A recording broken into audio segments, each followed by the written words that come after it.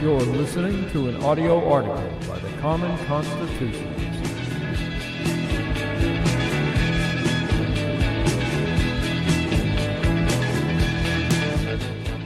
Today's article is entitled Mitch McConnell and Trump Are Suddenly BFFs. There's something odd going on in the Republican Party. All of a sudden, Mitch McConnell appears to be leading the establishment wing of the party toward Trump. This is very strange indeed, for nary a kind or even a civil word has been said of the president lo these several months by any of the lords and ladies of the ruling class. Now, the midterm elections are just over a year away. Historically, the mushy moderates all start moving right like clockwork, a la John McCain, attempting to convince, or lie to, voters of their conservative bona fides, voters who have paid scant attention between the last election and this.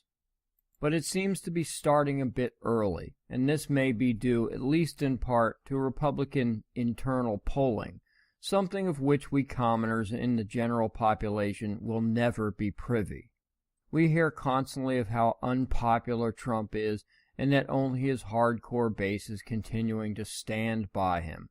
Yet establishment Republicans are far less popular than Trump, and I'm guessing the latest batch of internal polling tells them so. Then there's the growing concern that Mitch's head may be on the chopping block as Senate Majority Leader. What conservative support he ever had has evaporated, and no amount of sloganeering may save him. I believe he may have finally figured this out. Last Wednesday, New York Magazine posted an article entitled, "McConnell Pulls Out the Stops to Smooth Path for Trump's Judicial Nominees."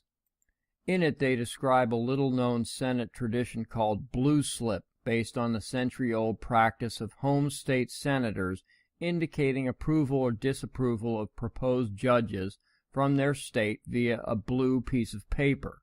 It's not one of the Senate's vaunted rules that senators like McCain place above the law, and according to New York Magazine, the tradition is not all that hallowed. Prior to Patrick Leaky Leahy and Charles Grassley, only one Judiciary Committee chairman had followed a strict rule of letting one senator veto judicial nominees from his or her state.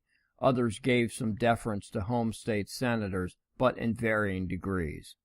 McConnell is evidently ending the blue slip tradition. According to Mitch, quote, "The majority, that is, Republicans, will treat a blue slip as simply notification of how you're going to vote, not as an opportunity to blackball," unquote.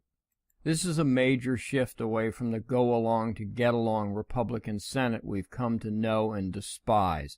And more interesting and telling is that McConnell, not Judiciary Committee Chairman Grassley, is taking the lead. Now, don't get me wrong, I think for whatever the reason this is great news, but McConnell would never do something like this knowing that he and his squishy brethren maintain the upper hand versus Trump. To add to this, just Monday we saw the president give a joint presser with Mitch in the White House Rose Garden. Trump described his relationship with McConnell as, quote, "better than ever," unquote. Quote, "We've been friends for a long time," unquote, Trump said at a Rose Garden press conference following his meeting with McConnell, with whom he had a public falling out this summer. Quote, "We're fighting for big tax cuts. My relationship with this gentleman has been outstanding," unquote. He added that they were also working on a repeal and replace proposal for early next year. Then it was Mitchie's turn at the mic. Quote, "We have the same agenda. We talk all the time," unquote, said McConnell, who said their meeting was also included discussions about judicial appointments and additional hurricane relief funding. Quote, "We are together totally on this agenda to move America forward," unquote. Well, land of Goshen, ain't this something? These revelations don't change my opinion of McConnell. Mitch is still a snake in the grass who will turn on the president the second his pollsters tell him it's safe to do so. But for now, if he can feint playing nice with Trump and actually accomplish something positive, we'll all be the better for it. Then we can dump him. Thank you for listening.